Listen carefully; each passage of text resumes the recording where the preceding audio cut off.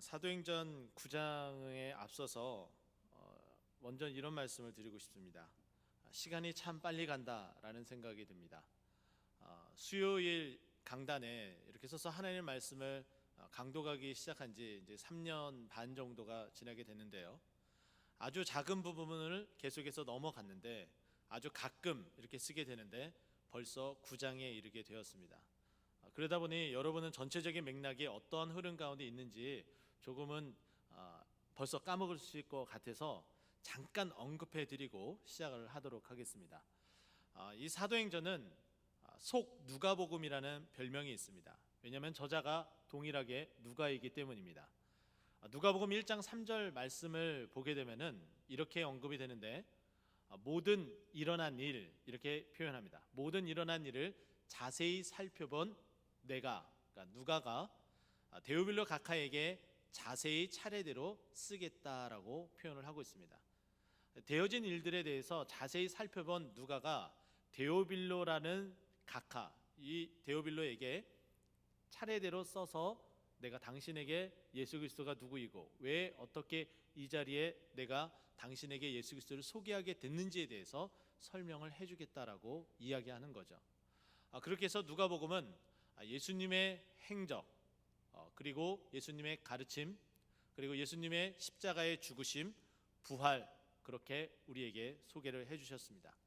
그리고 나서 예수님의 그 가르침을 따라 살아가려 하는 그 제자들의 삶, 바로 성령의 인도하심에 따라서 살아가는 사람들의 모습을 그려진 것이 바로 사도행전인데요.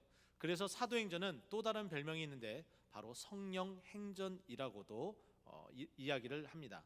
이렇게 성령행전이라고 이야기하는 사도행전 1장 1절을 보게 되면은 데오빌로여 내가 먼저 쓴 글에는 이라고 표현이 되어지는데, 이것은 데오빌로에게 먼저 쓴 글이라는 것은 바로 누가복음을 지칭을 하고 있습니다.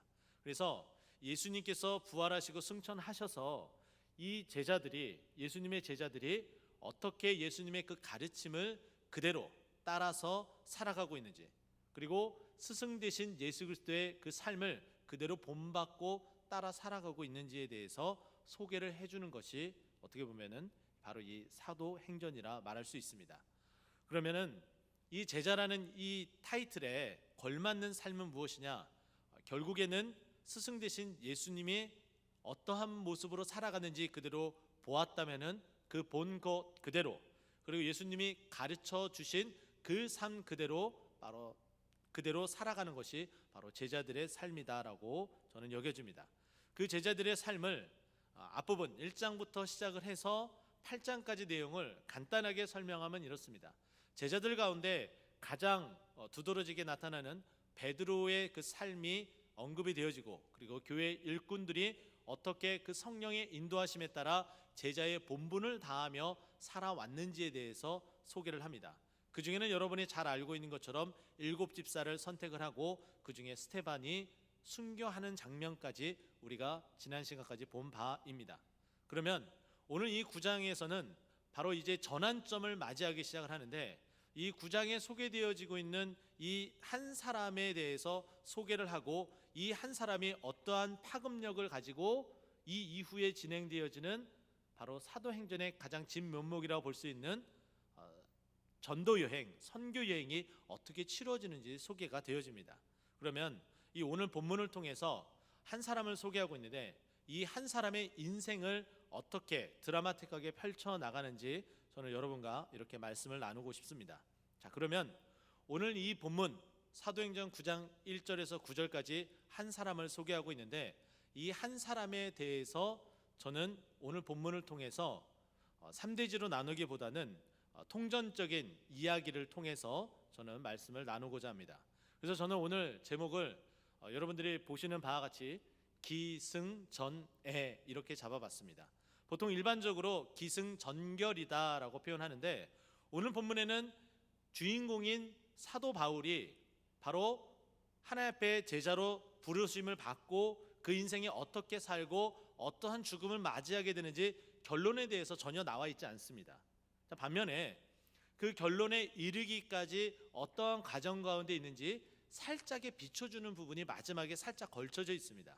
그래서 저는 기승전 결이 아니라 기승전내 해서 맨 마지막에 에필로그 해서 이렇게 제목을 잡아봤습니다. 자, 그러면 기는 뭐고 승은 뭐고 전은 뭐고 에필로그는 무엇인지 한 절 한 절 제가 보며 해석하며 이야기를 나누도록 하겠습니다. 먼저 1절 말씀 보게 되면은 그 주인공의 이름이 언급이 되어집니다. 사울이라고 소개가 되어지죠. 이 사울은 바로 여러분이 잘 알고 있는 것처럼 사도 바울이라는 인물입니다. 근데 그 사람을 소개하고 있는데 첫 소개부터 범상치 않습니다. 어떤 이야기를 하고 있냐면은 1절 중간 이후부터 보게 되면은 여전히 위협과 살기가 등등하여라고 소개가 되어집니다. 무슨 일인지 모르는데 대상은 누구인지 모르겠지만은 지금 현재 사울이라는 이 바울이라는 우리가 알고 있는 이 인물이 굉장히 화가 나 있는 상태입니다. 그래서 보게 되면은 여전히 위협과 살기가 등등했다. 계속해서 줄어들지 않고 있고 계속해서 그것이 진행되어지고 있다라고 소개가 되어집니다. 그런데 바로 그 대상이 누구이냐? 1절에 보면은 주의 제자들에 대하여라고 소개가 되어집니다. 지금 사도 바울은 사울이었을 때에 주의 제자들에 대해서 화가 몹시 나 있습니다. 왜 화가 나 있을까요? 그것은 우리가 이 사울의 출신 성분부터 그리고 그 종교적인 여파 속에 있는 모습을 보게 되면은 알 수가 있는데, 빌립보서 3장 5절 말씀 보게 되면은 이 사울이라는 사람이 바울이 되어서 자기 자신이 어떠한 사람이었는지 소개를 하고 있습니다.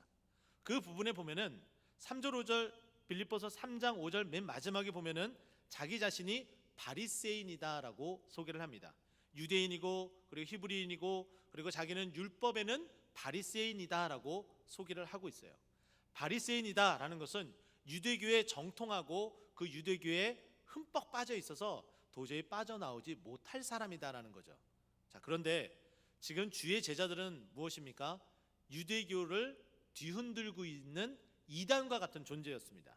예수 그리스도가 나타났습니다. 그리고 바리새인과 사두개인들을 꾸짖었습니다. 그리고 많은 사람들이 유대교에서 빠져나와서 예수 그리스도를 따르기 시작을 했습니다. 자신들이 알고 있었던 그 율법을 가르치는 예수님의 모습은 가히 자기들이 알고 있는 모습보다 더 훌륭하고, 그리고 자신의 그 부끄러움을 감출 수밖에 없을 정도로 그분의 가르침과 그분의 행실은 너무나도 뛰어났습니다. 그것을 직접 눈으로 보고 느끼고 그리고 곁에서 살아왔었던 바로 주의 제자들의 그 모습, 그리고 그 주의 제자들의 그 삶의 모습은 가히 유대교를 뒤흔들고 멸망에 이르기까지 할 수 있는 그런 위협된 존재였습니다. 그러니 이들에게 내가 모든 인생을 걸어왔었던 이 유대교를 빼앗길 수 있으니까, 이 유대교가 몰락할 수 있으니까 이들만 없으면은 우리 유대교는 지킬 수 있다. 그리고 내 동족들을 거기에 빼앗기지 않을 수 있다라는 생각 때문에 바로 주의 제자들을 하나씩 하나씩 제거하고자 하는 마음이 있었던 거죠. 이거는 어찌 보면은 당연할 수 있습니다. 신천지들 여러분 잘 아시죠? 신천지들이 가끔 가다가 또 자주 도발을 합니다. 이런 표현 써서 죄송합니다. 죽으려고 백을 쓰는 거죠. 어떤 일이 있냐면요, 간혹 가다가 우편물을 보게 되면은 신천지에서 온 편지예요. 근데 그 편지를 뜯어서 살펴보게 되면은 성경에 대해서 목사님과 이야기를 나누고자 한다고 합니다. 이건 뭐냐면은 신천지 자기들이 위협을 가할 수 있는 바로 목회자들을 뒤흔들게 되면은 자기에게 오는 그 사람들을 안 뺏길 수 있다라고 생각하는 거예요. 그러니 더더군다나 목회자들과 소위 말해서 성경 배틀을 하자고 이야기를 하는 겁니다. 해봤자 백전백패인데도 불구하고 어리석기 그지없다는 거죠. 어떻게 보면 사울도 그런 상황 가운데 있었습니다. 바로 여기까지가 길을 얘기합니다. 이제 이야기가 바로 시작이 된 거죠. 화두를 던져주고 있습니다. 이 화두를 던져줬는데 다음에 진행되어 있는 승은 무엇이냐면은 이 이야기, 화두를 던져준 이야기를 조금 더 확대해서 나아가는 것이 바로 승입니다. 2절부터 그 승에 대해서 3절 중반까지 소개가 되어지는데 제가 한번 쭉 읽어드리면서 소개를 해드리고자 합니다. 다메섹 여러 회당에 가져갈 공문을 청하니 이는 만일 그 도를 따르는 사람을 만나면 남녀를 막론하고 결박하여 예루살렘으로 잡아오려 함이라. 사울이 길을 가다가 다메섹에 가까이 이르더니, 여기까지가 바로 저는 승으로 잡아봤습니다. 사울은 바로 주의 제자들을 죽이고자 하는 마음에 바로 대제사장에게 가서 공문을 만듭니다. 그 공문을 만들어서 자신은 그 공문을 가지고 다메섹이라는 곳에 갔는데, 그 다메섹 회당, 바로 유대인들이 모여 있는 곳에 가면은 그곳에서 예수 그리스도를 전하는 그 남녀 모든 사람들을 만날 수 있으니 그들이 우리 유대교를 유협하니 그들을 다 죽여버리겠다, 그리고 결박하겠다라는 의미로서 설명을 합니다. 그러고 나서 그것을 받아 가지고 가서 예루살렘에서 떠나서 바로 지금 다메섹으로 총총히 걸어가던 중이다라고 여기까지 확대가 되어져 있습니다. 저는 여기에서 처음에는 주의 제자들만 없애면은 되겠다라고 싶었는데, 이제 그 확대가 되어져서 주를 믿는, 그 도를 믿는 남녀 불문하고 모든 사람을 다 잡겠다라고 이야기를 합니다.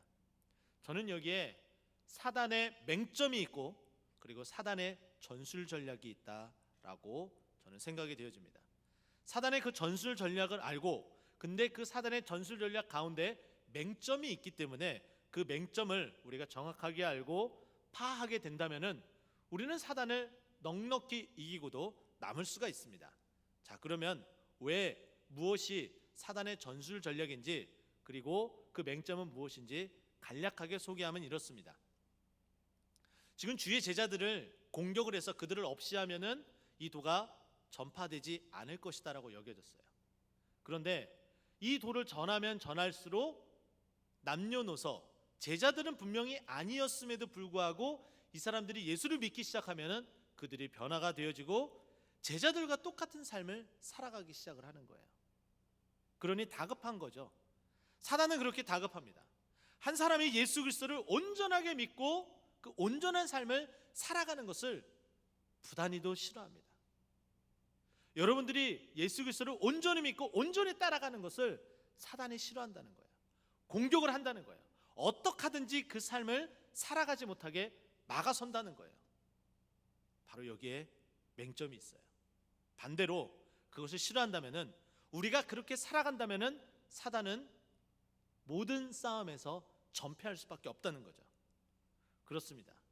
여러분들이 어떠한 삶을 살아가야 됩니까?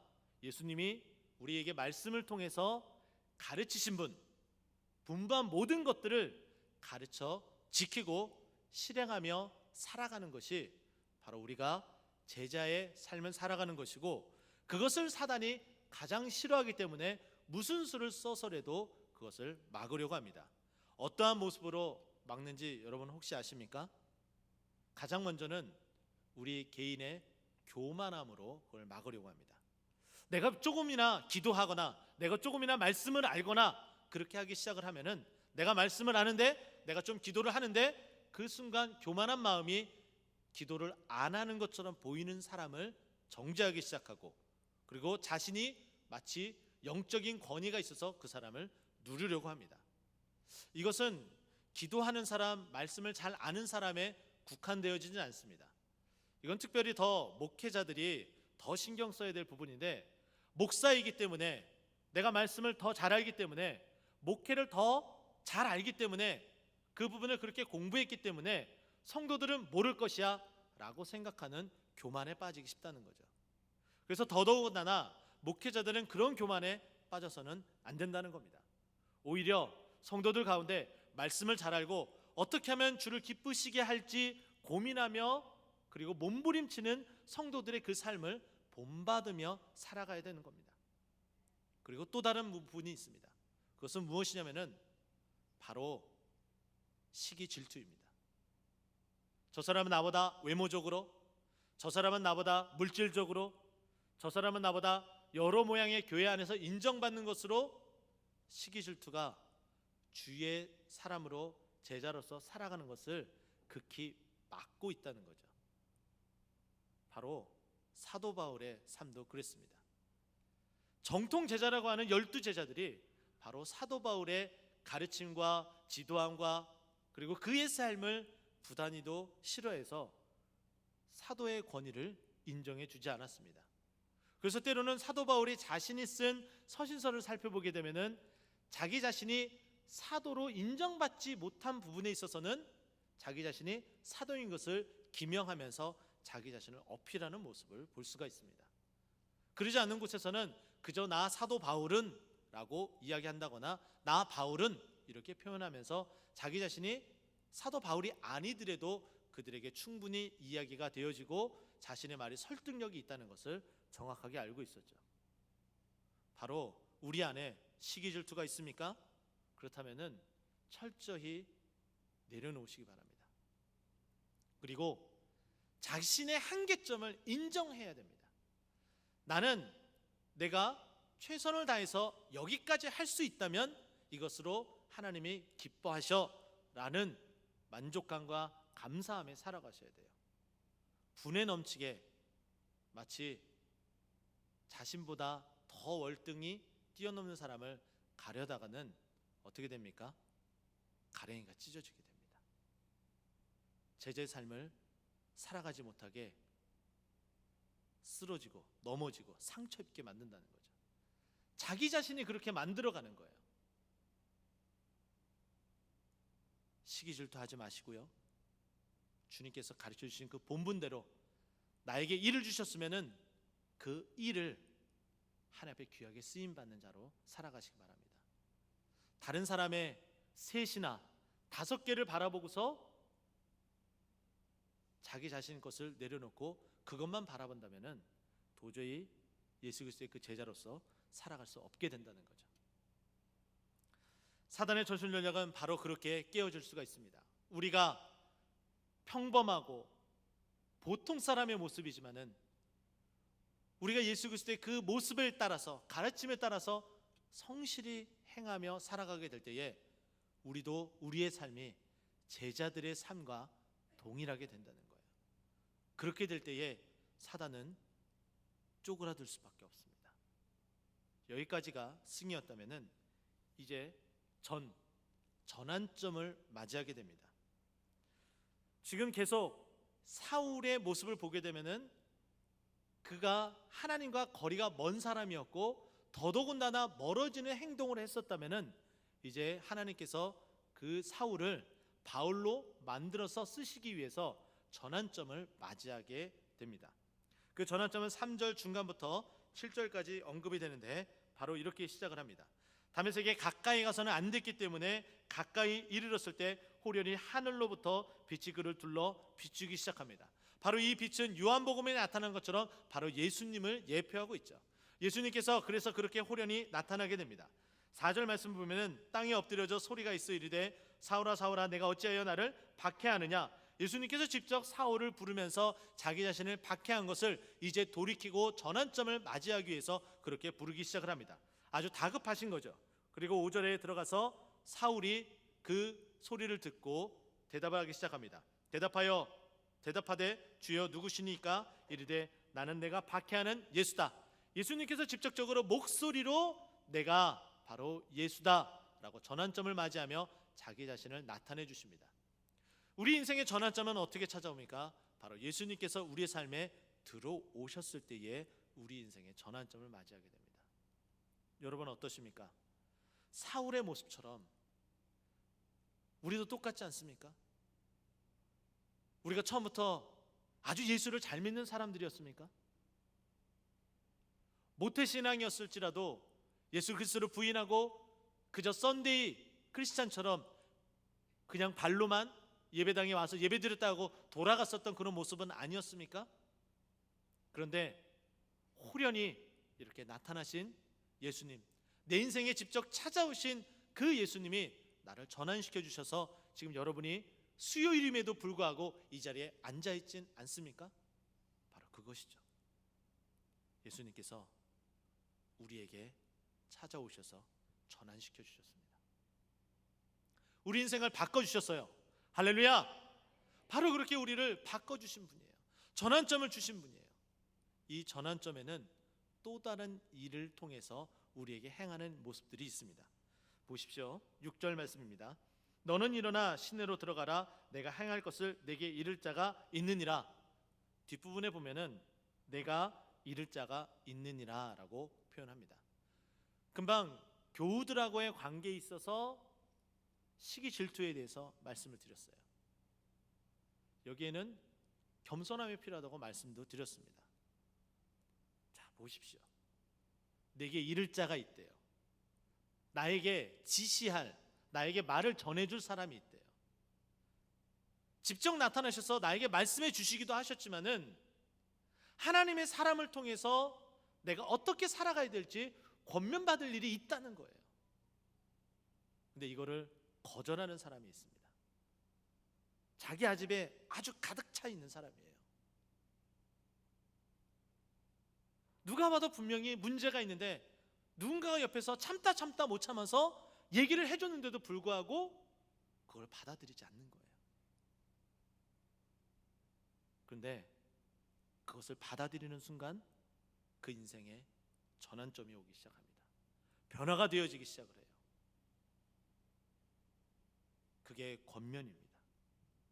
누군가가 여러분 주위에서 권면을 해주신다면 꼭 받아주시기 바랍니다. 한꺼번에 안 바뀌어요. 그건 저도 알고 있어요. 제가 이 강단 위에서 고집이 세다고 바꿔가겠다고 노력했는데도 잘 안 바뀌어져요. 아직도 씨름하고 있습니다. 여러분도 씨름하고 계시는 거 계시죠? 그렇죠? 노력을 아예 안 한다면 문제가 됩니다.